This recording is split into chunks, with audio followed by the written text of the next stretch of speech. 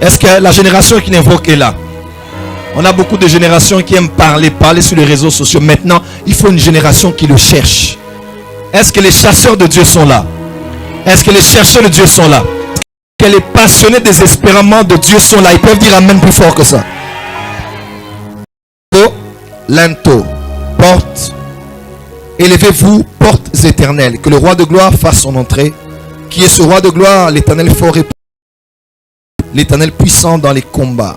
Portes, élevez vos linteaux, les portes éternelles, que le roi de gloire fasse.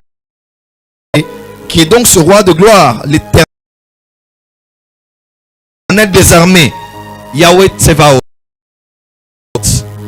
Voilà le roi de gloire. Avec moi, deux autres versets. Waouh. 2 Rois chapitre 4. J'aime les Écritures. Y a-t-il quelqu'un qui est à mon niveau? De la même fréquence que moi? 2 Rois chapitre 4.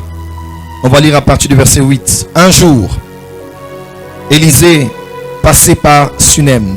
Il y avait là une femme de distinction qui le pressa d'accepter à manger. Et toutes les fois qu'il passait, il se rendait chez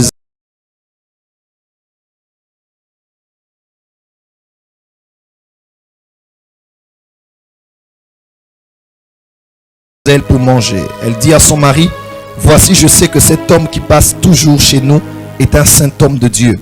Faisons une petite chambre haute. Dis avec moi, chambre haute. Plus fort que ça. Dis avec moi, opération chambre haute. Avec des murs. Et mettons-y pour lui un lit, une table, un siège et un chandelier. Est-ce que j'aurai le temps d'expliquer ça aujourd'hui? Dis avance, prophète. Mettons-y pour lui un lit, une table, un siège et un chandelier, afin qu'il s'y retire quand il viendra chez nous. Élisée étant revenu à Sunem, se retira dans la chambre haute et y coucha. Chambre en hébreu c'est Alia. Et il dit: Géasi son serviteur, appelle cette Sunamite. Géasi l'appela et elle se présenta devant lui. Et Élisée dit à Géasi: dis-lui, voici, tu nous as montré tout cet empressement. Que peut-on faire pour toi? Faut-il parler pour toi au roi, au chef de l'armée? Elle répondit: j'habite au milieu de mon peuple. Et il dit: que faire pour elle? Que faire pour elle? On dit quoi? Géasi répondit: mais elle n'a point de fils et son mari est vieux. Et il dit: appelle-la. Il dit quoi? Appelle-la. Géasi l'appela et elle se présenta à la porte. Elle se présenta. Plus fort. Plus fort. Elle se présenta où? À la porte. Élisée lui dit: à cette même époque, l'année prochaine, tu embrasseras un fils. Et elle dit: non, mon Seigneur, homme de Dieu, ne trompe pas ta servante. Cette femme devint enceinte et elle enfanta un fils à la même époque l'année suivante, comme Élisée le lui avait dit. Dis amen très fort. Après, il y a eu un combat face au miracle, parce que des fois tu peux recevoir ton miracle, mais Satan emmène une situation qui va te prouver le contraire de ce que Dieu t'a donné. L'enfant était mort, mais regardez ce qui s'est passé. Je ne vais pas tout lire. Je vais lire à partir du verset 32. Lorsqu'Élisa arriva dans la maison, voici l'enfant était mort, couché sur son lit. Ok. Lisons le verset 21. Elle monta, le coucha sur le lit de l'homme de Dieu, ferma la porte sur lui et sortit. Donc, lorsque l'enfant était malade, mourant, mort, cela s'est passé dans la chambre haute, la chambre dans laquelle dormait l'homme de Dieu. Dis avec moi, avance, prophète. Maintenant, regardez ce qu'on dit. Et Élisée entra et ferma la porte sur eux deux, et il pria l'Éternel. Il monta et se coucha sur l'enfant. 35. Élisée s'éloigna, alla ça et là par la maison, puis remonta et s'étendit sur l'enfant, et l'enfant éternua 7 fois et il ouvrit les yeux. Amen. Genèse 28 pour terminer rapidement. Genèse 28.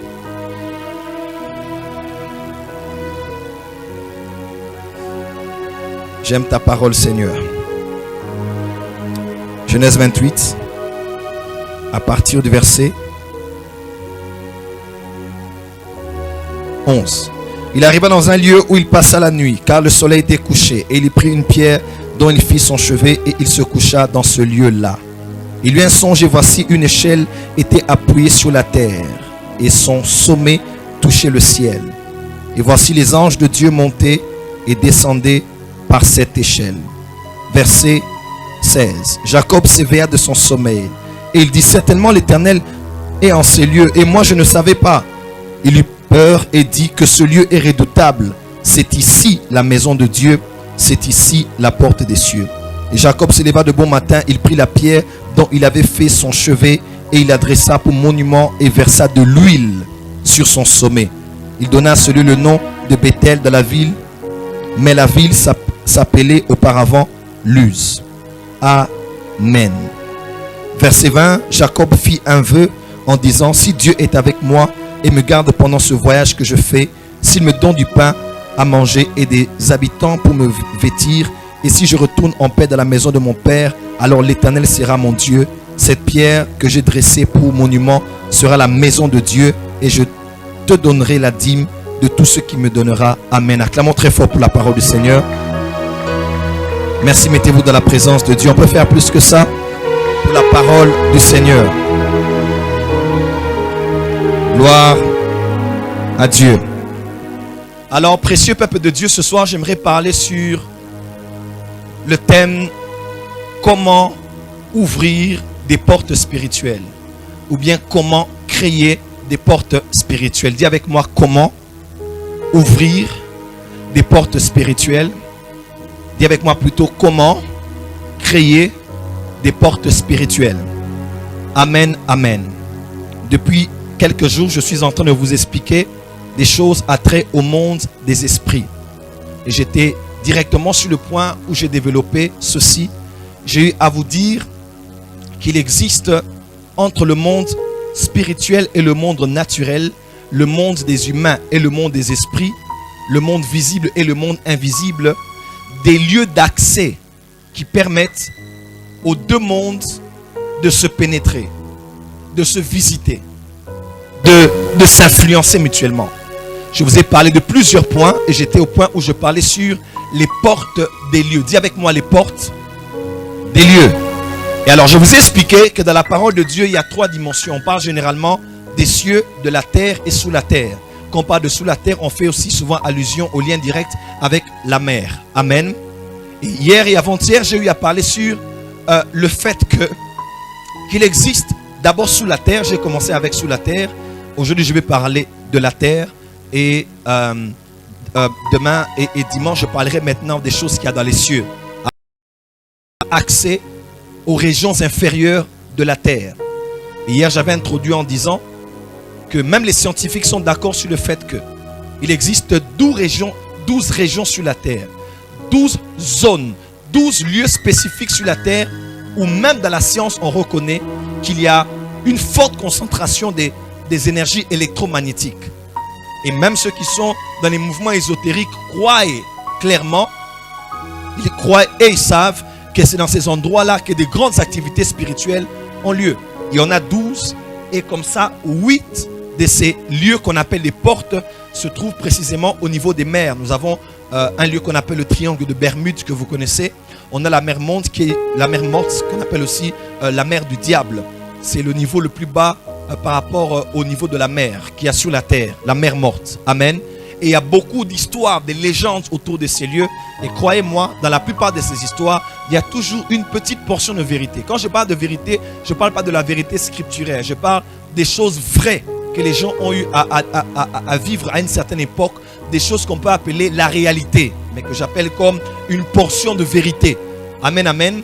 Et j'ai expliqué comme ça qu'il y a plusieurs de ces endroits. Hier, on a lu des versets qui disent même qu'au niveau de la mer, il y a des portes qui donnent accès au séjour des morts. On a lu beaucoup de choses. J'ai même donné l'exemple de Césarée de Philippe, pour ceux qui étaient là hier et avant-hier, disant que lorsque Jésus disait dans Matthieu chapitre 16 que la porte des séjours des morts, Jésus ne faisait pas allusion d'abord à quelque chose de spirituel, mais il était à Césarée de Philippe où il y avait une grotte dédiée au dieu Pan, P-A-N, ce lieu qu'on appelait aussi Baal Hermon ou bien Baal Gad. C'était ce lieu-là où on adorait, on vénérait au bas de la montagne Hermon, du mont Hermon, 2800 mettre à partir du niveau du sol, là où on adorait cette divinité. Et cette grotte était la porte, ou bien c'était l'accès qui donnait au séjour des morts. On a dit beaucoup de choses comme ça. Et j'aimerais vous dire, enfants de Dieu, vous devez le savoir, il existe beaucoup de portes sous la terre, beaucoup de portes sur la terre et beaucoup de portes dans les cieux qui peuvent vous donner accès au monde des esprits. Je répète, qui peuvent vous donner accès au monde des esprits.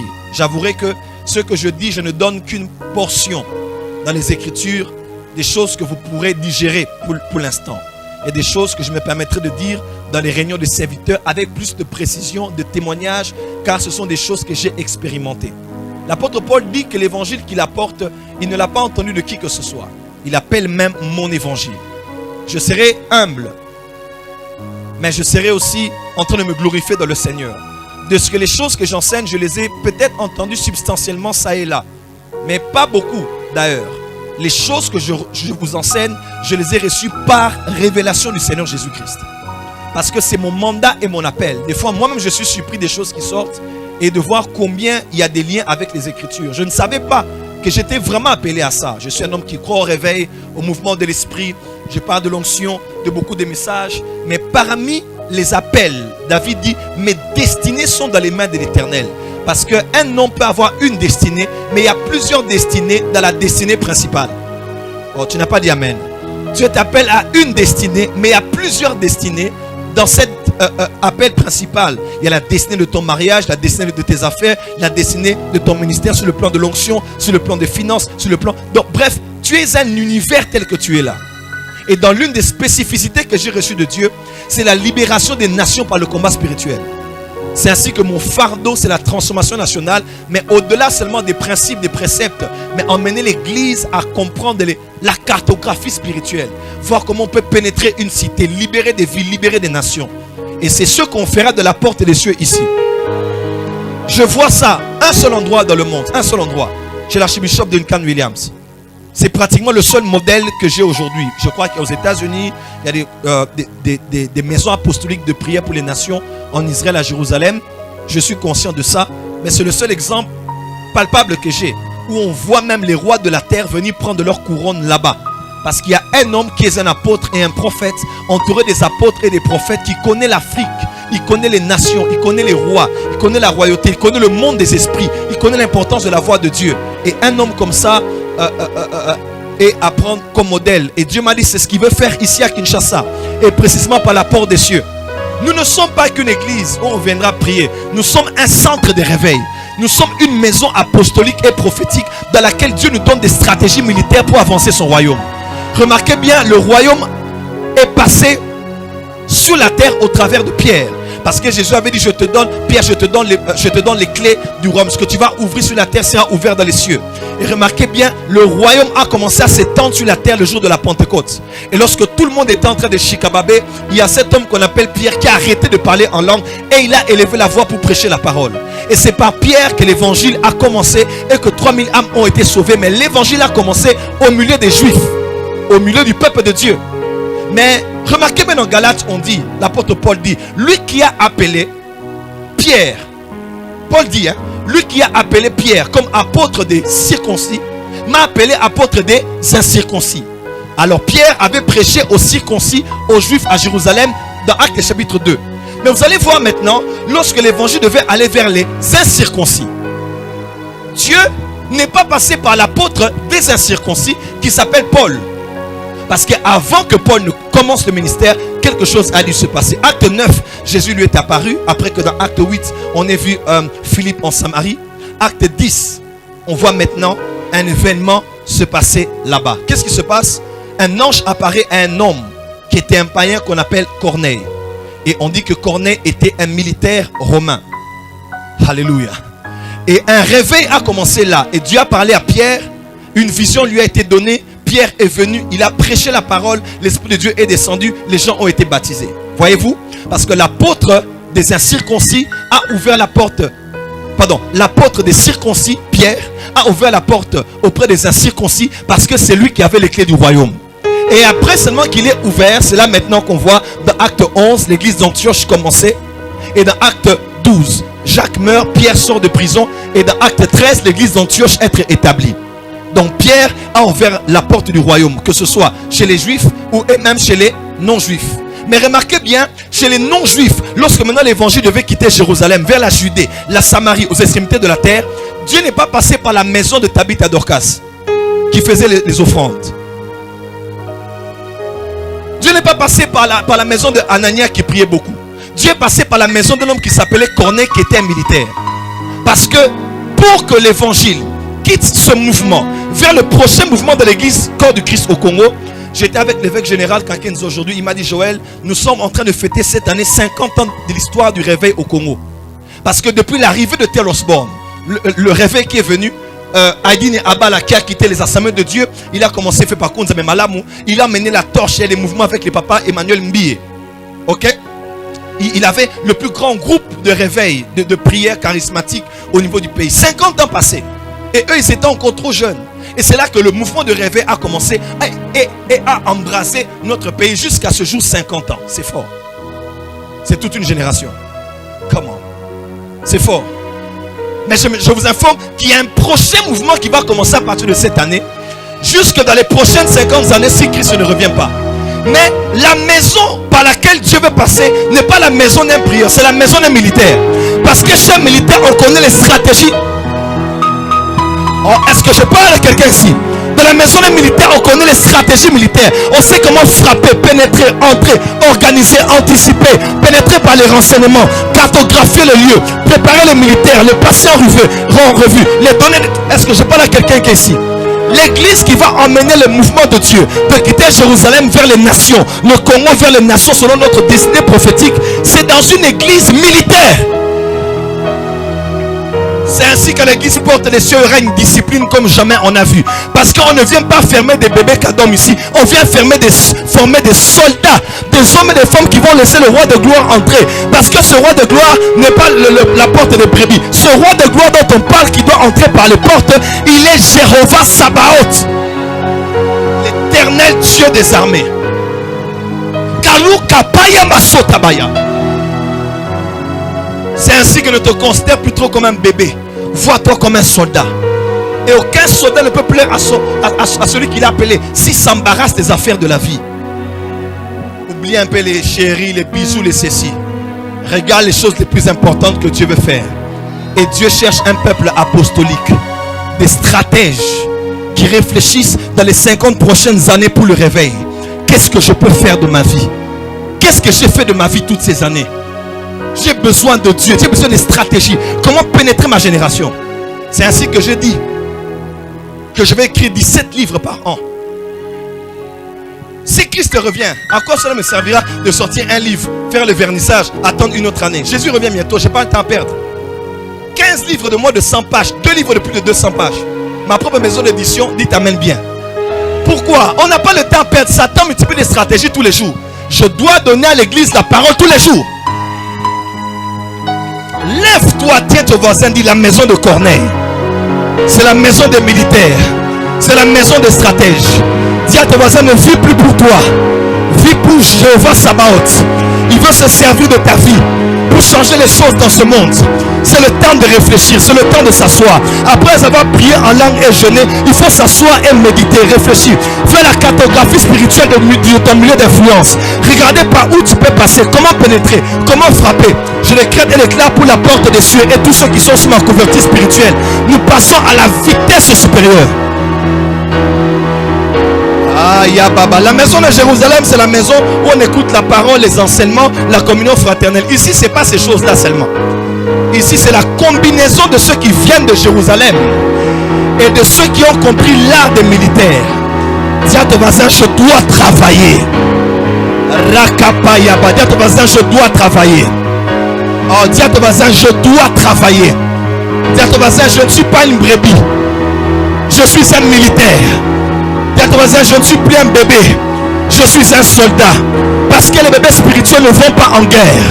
Oh, Joël chapitre 2 parle d'une armée comme jamais on a vu. Une armée comme jamais elle n'a existé. Elle va se lancer sur des murs comme des chevaux. Elle sera puissante par la main puissante de Dieu. Il y a une armée qui s'élève. On les appelle les ouvriers de la dernière heure.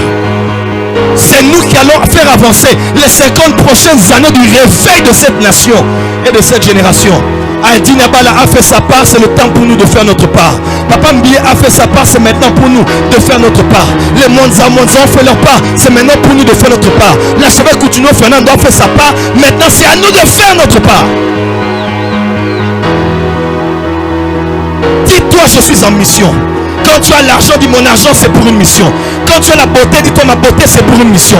Quand tu as un travail, dis-toi dans quoi ce travail peut servir pour les agendas de Dieu. C'est comme ça que les musulmans travaillent. C'est comme ça que les bouddhistes travaillent. C'est comme ça que les occultistes travaillent. Tout ce qu'ils sont et qu'ils possèdent, ils regardent en quoi ça peut être utile pour leur cause.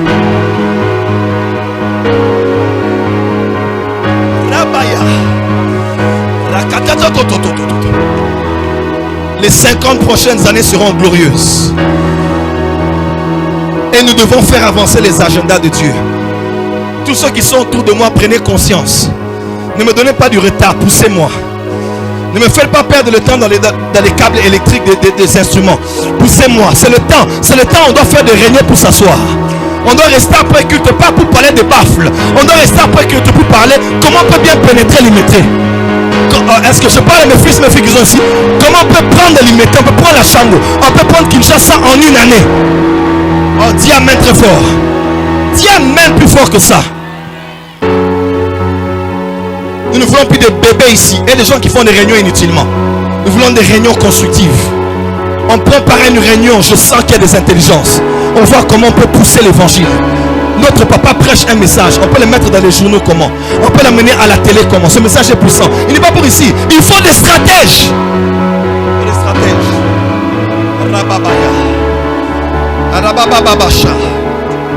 Quand je suis entré, ceux qui m'ont entendu dire c'est un culte glorieux ce soir. Parce que j'ai senti des esprits autour de moi. Et j'ai senti que le monde spirituel voulait que je m'habille en bleu. Je ne sais pas pourquoi. Dis à ton voisin, amen très fort. Dans la dimension de la spiritualité dans laquelle on entre, Dieu va te faire vivre une vie que tu n'avais pas avant toi. Tu sais pourquoi? Ce n'est pas ta faute. L'une de mes filles m'a dit, mais papa, pourquoi? Souvent quand tu es sur la chair, tu entends un petit bruit, tu te fâches. Je lui ai dit, ma fille, est-ce que tu connais la frustration qu'une femme enceinte a? Elle a des envies qu'elle ne sait pas expliquer. Elle a des goûts qu'elle ne sait pas expliquer. Ce n'est pas elle qui est exigeante, c'est le bébé. J'aimerais dire à la porte des cieux, des fois vous me voyez dur, ce n'est pas moi, c'est le bébé qui est en moi. L'appel que j'ai pour les nations doit vous pousser à faire les choses tellement bien pour qu'en une année on puisse prendre Kinshasa, on puisse prendre la francophonie. Nous avons eu beaucoup de coups les 5 dernières années, maintenant on va répliquer. Je parle à la porte des cieux qui est ici. J'ai reçu des coups, tu as reçu des coups. Maintenant on s'est levé. On va reporter l'armure de guerre. Et j'informe à Satan et à sa belle-mère. Je suis de retour, nous sommes de retour. Nous allons faire du mal à l'enfer. Dis amen très fort que je t'entende. Est-ce que quelqu'un peut pousser des cris de victoire? Ne te moque pas à mon sujet, mon ennemi. Parce que si je suis tombé, l'Éternel me relèvera. Je suis assis dans les ténèbres, il sera ma lumière. Parce que cette fois le juste tombe. Pas le pécheur, le juste. Pas le pécheur, le juste. Ça peut arriver au juste de faillir. Mais l'Éternel le relèvera. Je vois Dieu te relever ce soir. Papa, je vois Dieu te relever ce soir. Mon frère, je vois Dieu te relever ce soir. Il y a des choses plus importantes que ce que tu es. L'agenda de Dieu. L'agenda de Dieu. Prie pendant une minute. Harababasha. Il y a un agenda.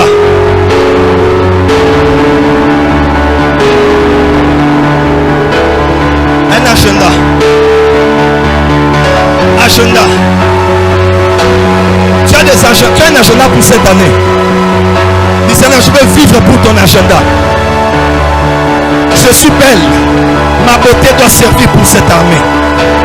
J'ai l'argent. Mon argent doit servir pour cette armée. J'ai des relations à la présidence. Mes relations doivent servir pour cette armée. Là-bas. Rakatababa. Karabasha.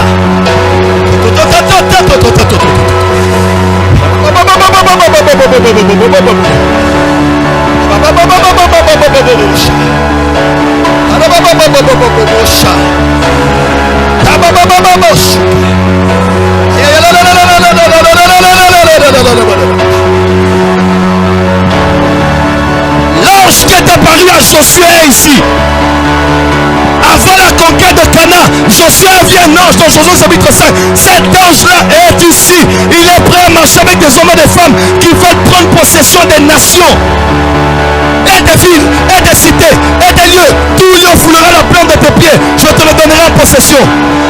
Y a-t-il des hommes et des femmes qui sont prêts à tout sacrifier pour Jésus, à tout sacrifier pour l'évangile, à tout sacrifier pour l'agenda de Dieu?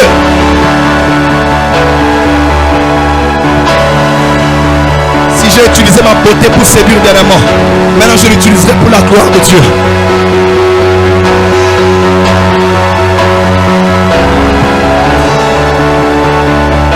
C'est incroyable l'onction qu'il y a ici. Il y a des anges en tenue militaire ici ce soir. C'est une soirée dangereuse. Tiens ton voisin, tiens ton voisin, tiens ton voisin. Il y a quelque chose qui se passe en communication. Même pas la main ou bien pas sur ta main au niveau de son coude.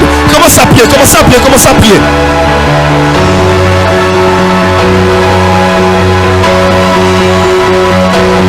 L'église de la transition est une église des militaires. La maison spirituelle, l'église dans une nation qui servira de transition entre l'ancien mouvement, le nouveau mouvement, entre le début et l'extension. C'est une maison des militaires qui s'appelle Corneille.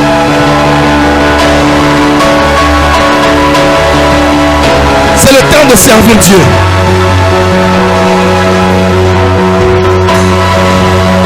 C'est le temps de servir Dieu. Je te donne 60 secondes. Vibre encore, vibre encore, vibre encore. Olimo, Van Awa.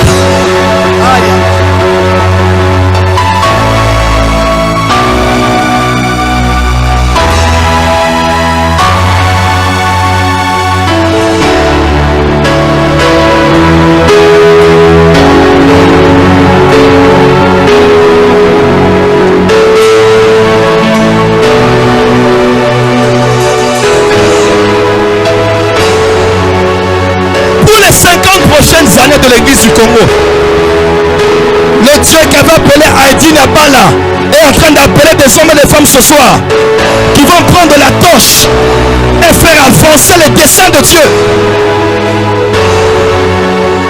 et faire avancer les desseins de Dieu.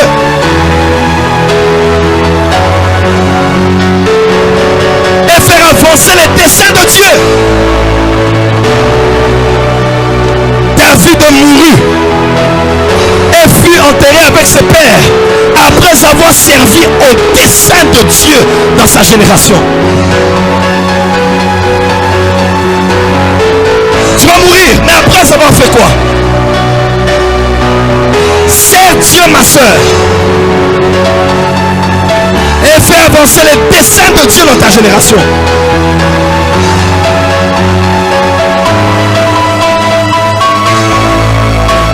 Les générations suivantes parlent aussi de toi, comme nous parlons de nos pères.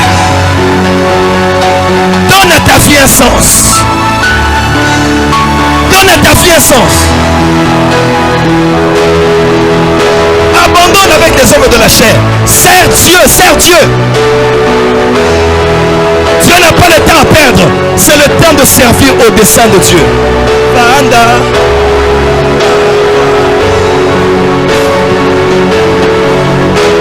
Olimo Mosantu.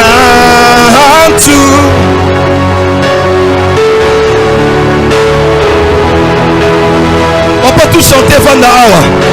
Vraiment à haute voix, comment? Molimo Mosantu, plus fort. Mosantu. Vanda Awa, plus fort, go.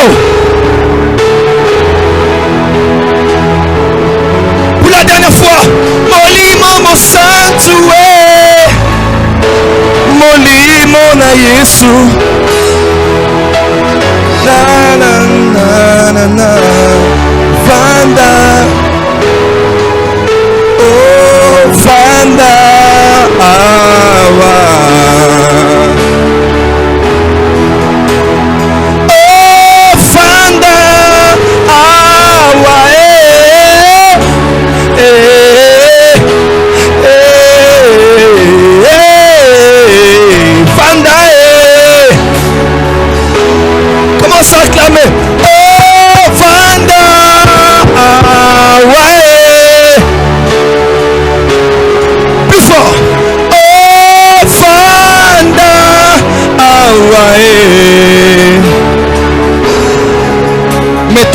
présence de Dieu. Anamasha. Ananamashi ananamasia. Inananamasopa dadadabashaya. Kadadadabakoshi kadadadabakasia. Adadadabakasha. J'entends Dieu me dire, je me tiens à la porte. Je me tiens à la porte. Kadadabasha. Je me tiens à la porte et je frappe. Adadabashata. Adadabashata. Pourquoi dites-vous encore, dit l'Éternel des armées, Jésus vient bientôt. Adadadabashata. Je me tiens à la porte, je me tiens à la porte et je frappe. Adadadabakashanda. Adadadabakashanda. Adadadabashata. Je ne viens pas bientôt, je suis à la porte, dit l'Éternel des armées. Adadadabashada. Adadadabakashada. Adadadabakashata. Joël, ne t'avais-je pas dit, recrute pour moi des soldats pour cette armée du temps de la fin.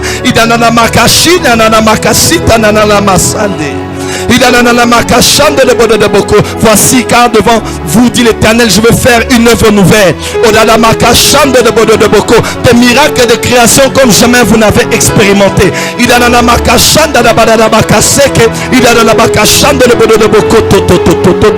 Avec ma main, je tiendrai les cheveux de plusieurs et je les emmènerai dans des visions divines. Retenez, dit l'Éternel, le 3 avril, je ferai une chose glorieuse le 3 avril. Et votre joie ira jusqu'au 4.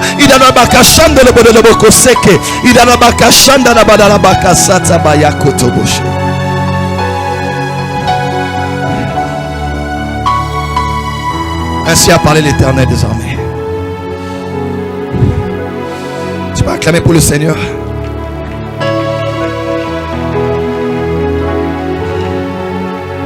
Les scientifiques et les hommes spirituels disent qu'il y a 12 portes sur la terre. 8 dans les eaux qui sont des accès qui donnent une permission au monde physique d'envahir l'invisible. Ou le monde invisible, le monde des esprits, d'entrer dans le monde visible. 12 portes. Quelqu'un peut dire 12 portes avec moi. Il est étrange parce qu'il y a 12 tribus. 12 tribus d'Israël. Il est étrange parce que Dieu règne durant une année par le canot de 12 mois. Adabasha, Rababasa. Il est étrange, mais parce que Dieu, lorsqu'il voulait emmener Élie à prier pour que le feu descende, il a dû mettre 12 pierres, symbole des 12 tribus d'Israël. Il y avait 12 pierres de proposition qui donnaient face au chandelier. Parce que c'était l'image de la parole qui devait être éclairée. Car David dit, il ne dit pas ta parole éclaire, il dit la révélation de ta parole éclaire. La révélation de ta parole. Parce que le temps de manger un pain éclairé est arrivé. L'église mange un pain dans le noir. L'église touche et prend n'importe quoi qu'elle peut prendre et mettre dans la bouche. Le temps de manger un pain, une parole éclairée, de manger une parole révélée est arrivé. Est-ce que l'église peut dire amen? Mais de manière étrange aussi, le temple de Jérusalem avait 12 portes. On pouvait entrer par toutes les portes. Porte de Dan, porte d'ici, porte de là, porte des poissons, ainsi de suite. Dans le temple même de Néhémie, avec Esdras, lorsqu'on a rebâti la muraille, on a versé qu'il y ait 12 portes. Et même la nouvelle Jérusalem aura 12 portes.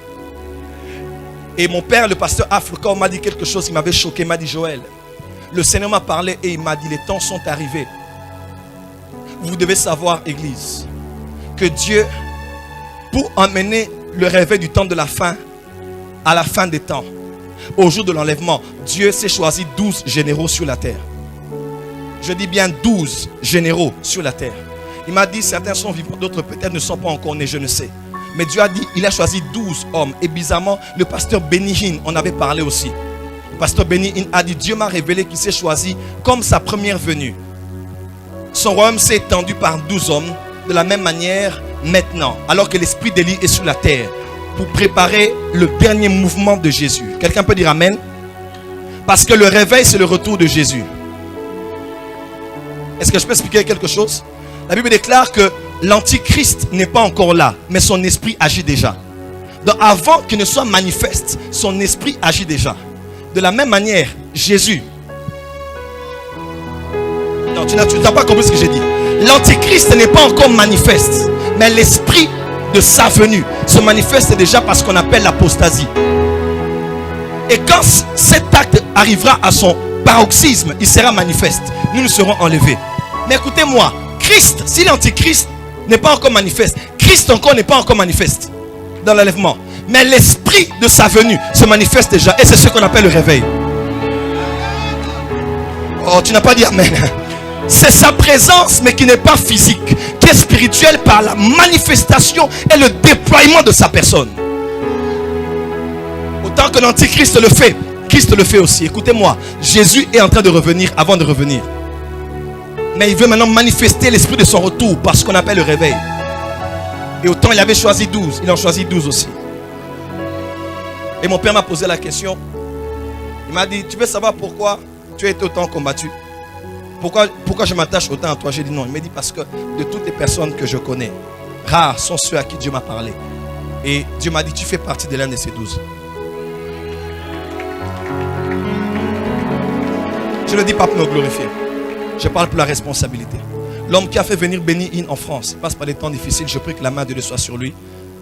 Benny Hinn l'a dit cela. Il a dit, il y a 12 hommes. Et quand il priait, il m'a appelé. Il m'a dit, prophète Joël, Dieu m'a dit, Benny Hinn a dit ça. Et Dieu a dit ça te concernant. Voilà ce que Dieu va commencer à faire avec toi. Écoutez-moi, nous ne sommes rien. Dis à ton voisin, nous ne sommes rien. Le poids que nous portons est plus âgé que nous. Le poids que nous portons est plus lourd que nous. Voilà pourquoi priez pour nous. La responsabilité est grande. Ce n'est pas un titre, mais c'est une responsabilité dont je suis conscient moi-même. Je sais ça dans mon ventre, que Dieu nous a appelés à ça. Voilà pourquoi cette église n'est pas comme toutes les autres églises. Toi qui es ici, sache que tu ne prends pas part à une église qui sera belle à la télé, à la radio, avec un pasteur métis qui s'habille bien. Rien de cela. Ça c'est juste le superflu.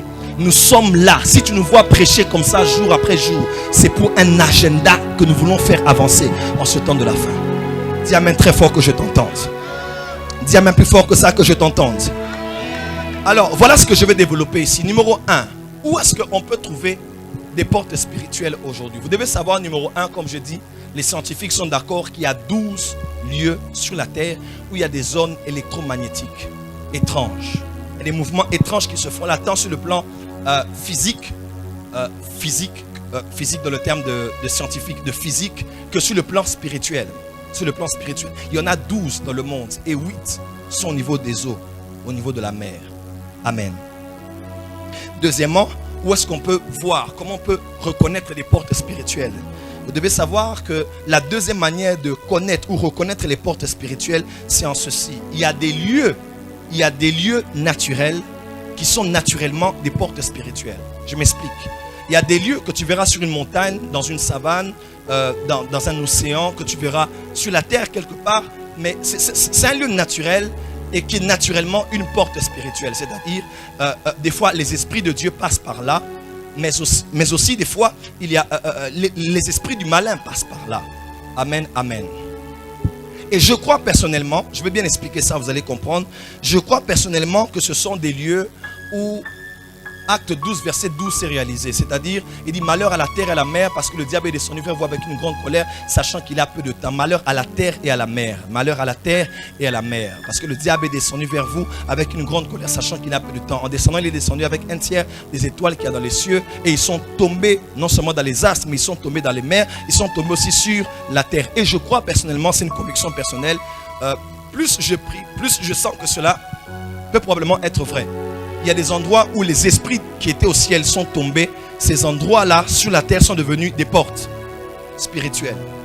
Je répète, des portes spirituelles. Aujourd'hui, on parle de la zone 51 aux États-Unis, au niveau du désert, quelque part, où on croit la zone 51 n'existe pas, mais elle est devenue parce qu'on a appris qu'il y a des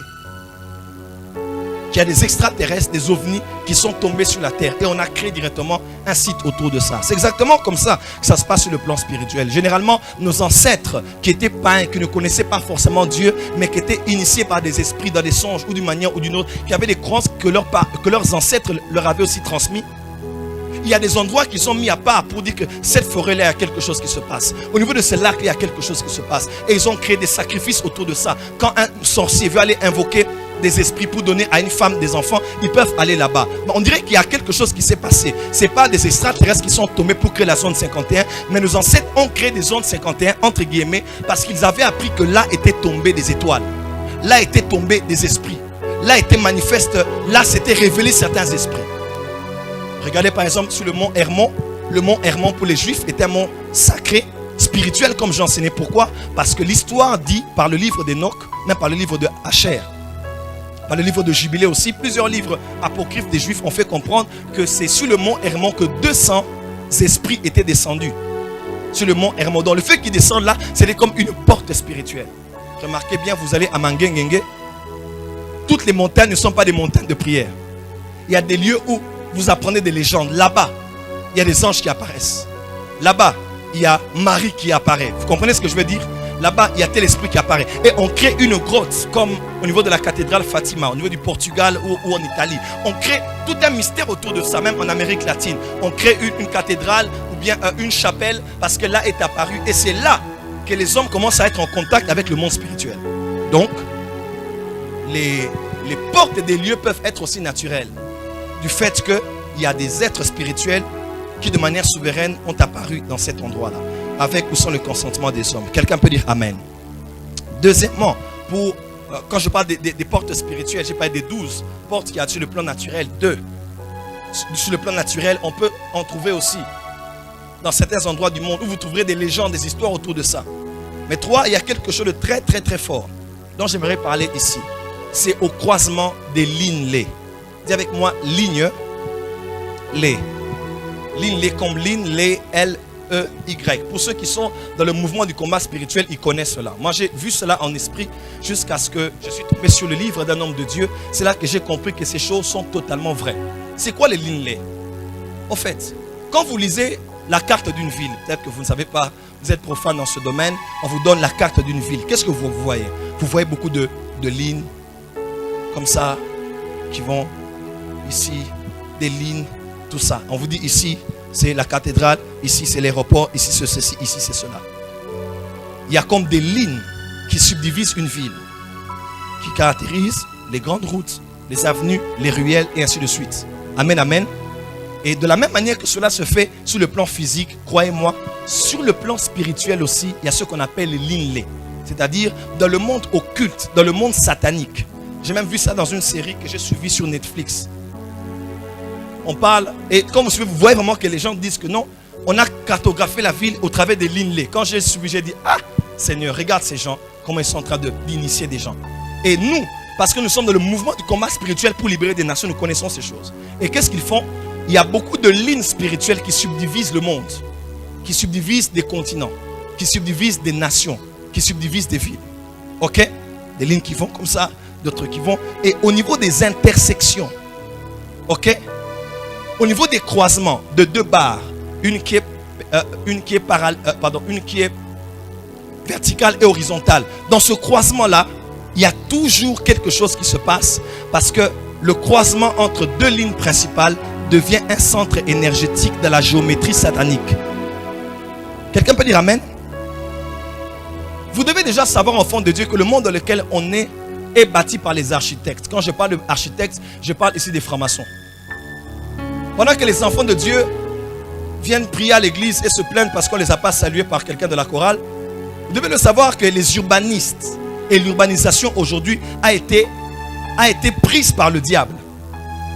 L'architecture a été adoptée par le diable. Vous savez pourquoi?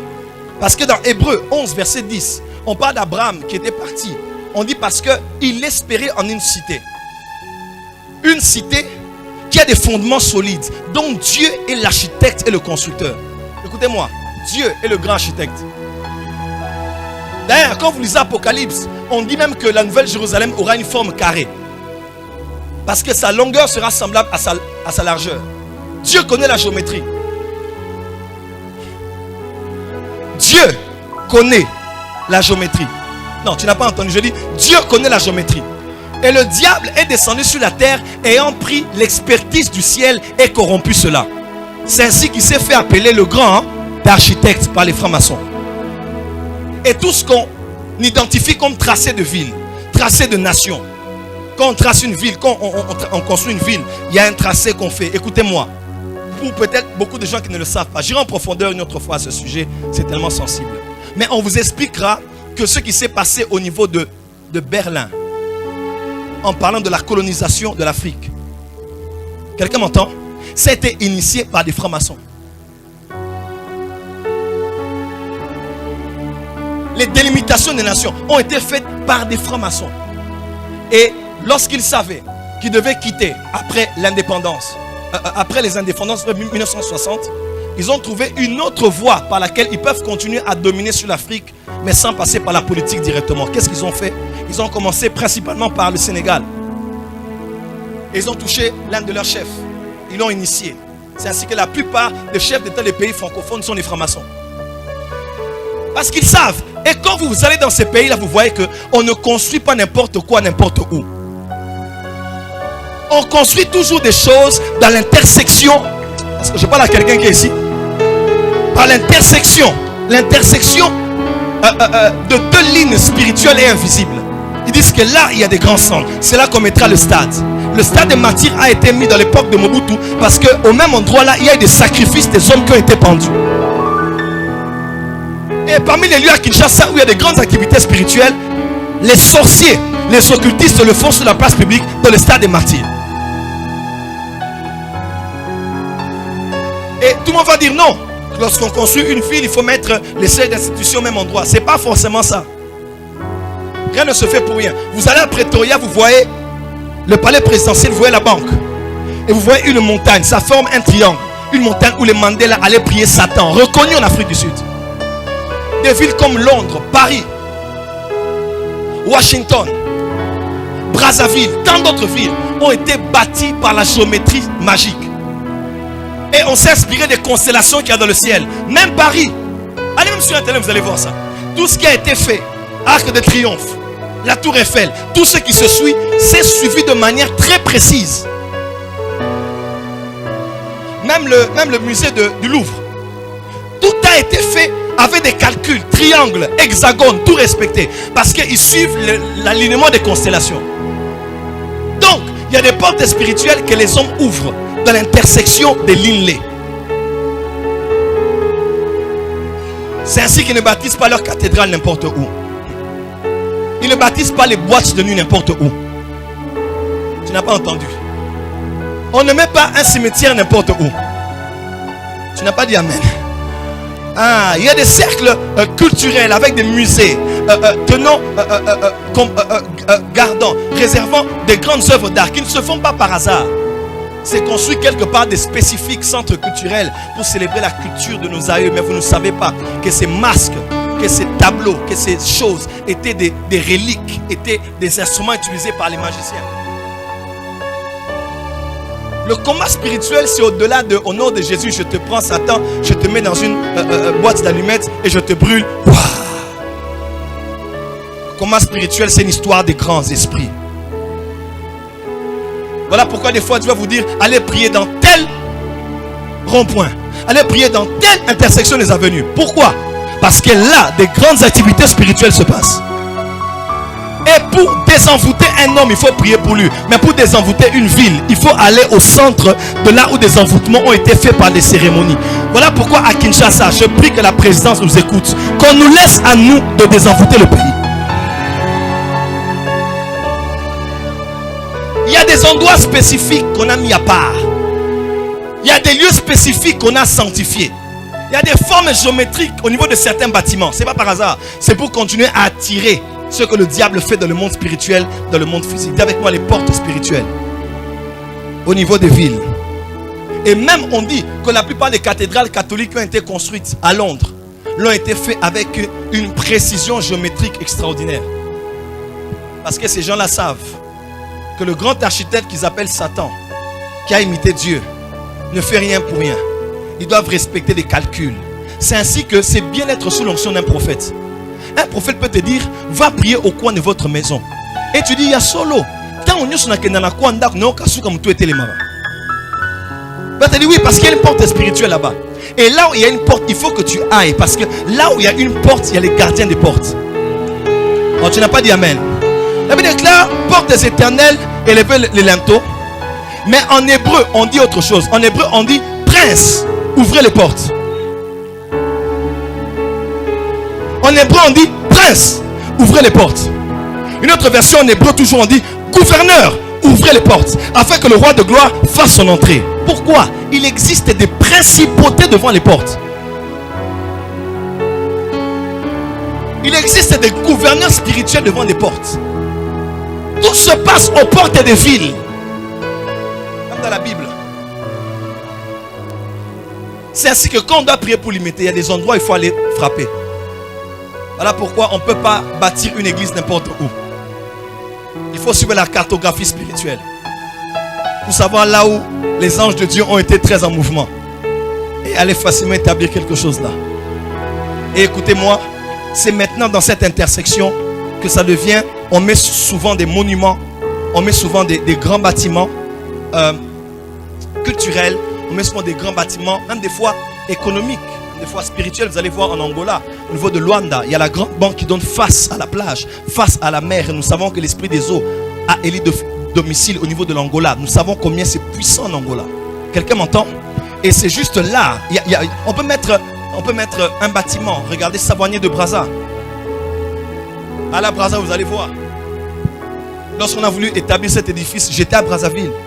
Et Dieu m'a dit, l'un des signes que je te donne, il y aura des fortes pluies avant que cela ne se passe. On a appris que des gens mouraient parce que les sacrifices qui allaient se passer.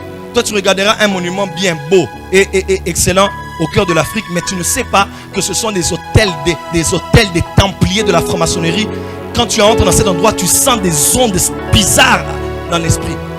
Et comme c'est établi là, ça devient comme l'antenne de relais qui prend le relais tout ce qui se passe ici. Lorsqu'on voulait établir notre connexion internet ici, Caleb m'a dit, papa, il faut qu'on cherche l'antenne le plus proche qui va prendre en relais l'internet que nous établissons. Parce qu'on ne peut pas dépendre de l'antenne que nous avions au niveau de la RTNC. Dis amen bien. Il y a spirituellement ce qu'on appelle les antennes de relais. Chaque fois que tu entres à Delvaux, tu es sous l'emprise des esprits qui y a à Delvaux. Chaque fois que tu es à la Gombe, chaque fois que tu es au Katanga, chaque fois que tu es à Goma, tu sens que ce n'est pas seulement la culture qui change, mais spirituellement, les gens sont différents. Parce qu'il y a des poteaux spirituels qui prennent en relais les gens qui entrent dans ce secteur. Il y a commencé la nourriture des grands. 3, je pense que je vais terminer ici pour aujourd'hui. La troisième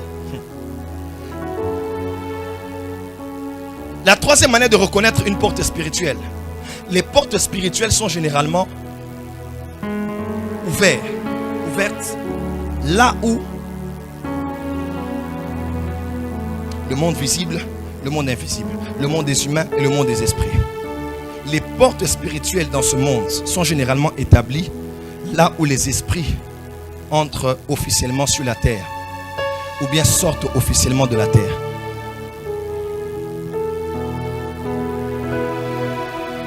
Je m'explique. Les portes spirituelles sont généralement ouvertes là où les esprits entrent sur la terre et là où les esprits sortent de la terre. C'est ainsi qu'il y a des grandes portes spirituelles, généralement dans les maternités. Parce que là, un esprit habitant une femme sort. L'esprit dans un corps sort de manière légale pour vivre une vie sur la terre des hommes. Là où la vie entre, là où un esprit entre légalement sur la terre, cet endroit-là devient une porte spirituelle. Surtout quand il y a plusieurs esprits qui entrent légalement là. Mais aussi, là où il y a plusieurs esprits qui sortent légalement quelque part. Très souvent, il y a des portes spirituelles. C'est ainsi qu'il faut faire attention aux hôpitaux, attention aux morgues, parce qu'il y a des esprits qui ne sont pas encore sortis des corps des gens, même s'ils ont rendu l'âme. Tu n'as pas entendu. L'esprit est encore à la morgue. L'esprit est encore à l'hôpital. C'est ainsi qu'il faut faire attention. Même si maman m'en avait dit, il y avait des militaires, il y avait des médecins, ils entraient seulement à 3h du matin. Quand ils sortent, les gens commencent à mourir. Parce qu'ils viennent récupérer les esprits des gens. C'est des lieux où il y a des... C'est pour ça qu'il ne faut pas beaucoup aimer l'hôpital. Dis à ton voisin, je ne serai plus malade. Plus fort. Plus fort. Plus fort. Là où le corps, là où l'esprit sort légalement, c'est très souvent dans ces endroits-là où il y a des portes spirituelles qui s'ouvrent. Surtout quand ils sont en grand nombre. Faites attention aux maternités. Faites attention aux hôtels. Là où plusieurs personnes, plusieurs femmes sont tombées enceintes. La plupart de ceux de notre génération aimant les avions, aimant les hôtels, ont été envoûtés dans les hôtels sans le savoir. Je ne dis pas forcément qu'ils ont péché. Tu peux arriver quelque part, mais tu ne sais pas combien d'esprits ont été conçus dans les ventres des femmes à partir de cet endroit. Tu ne sais pas comment les occultistes ont dormi sur ce lit-là. C'est ainsi que quand tu veux dormir quelque part, ne dors pas comme n'importe qui. Prie. Asperge le sang de Jésus. Déclare la parole de Dieu. Prends possession de ce lieu. La plupart des chrétiens se sont fait envoûter, ne sachant pas qu'à la veille, quelqu'un avait mis 15 bougies pour faire des incantations dans la chambre d'hôtel où il était.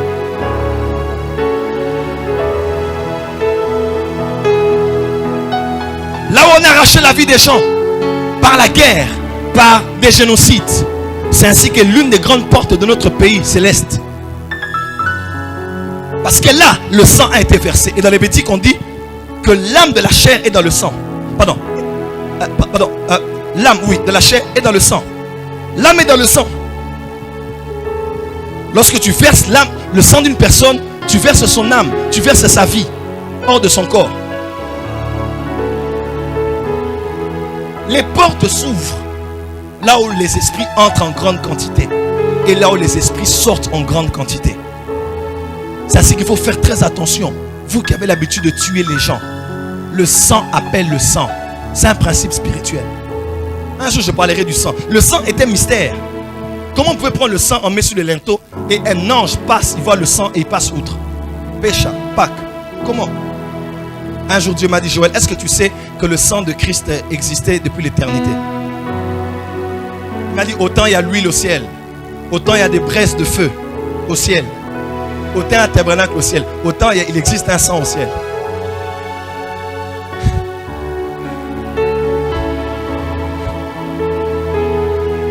Biologiquement parlant, une femme enceinte, son bébé a le sang du Père. Jésus est venu par Marie. Mais Marie n'a pas connu un homme. Donc le bébé dans le ventre n'avait pas le sang de Joseph. Et le bébé dans le ventre avait le sang de qui?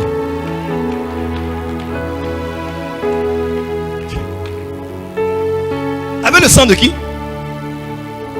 Avait le sang de qui? Parce que Dieu avait déposé son sperme, sa sémence,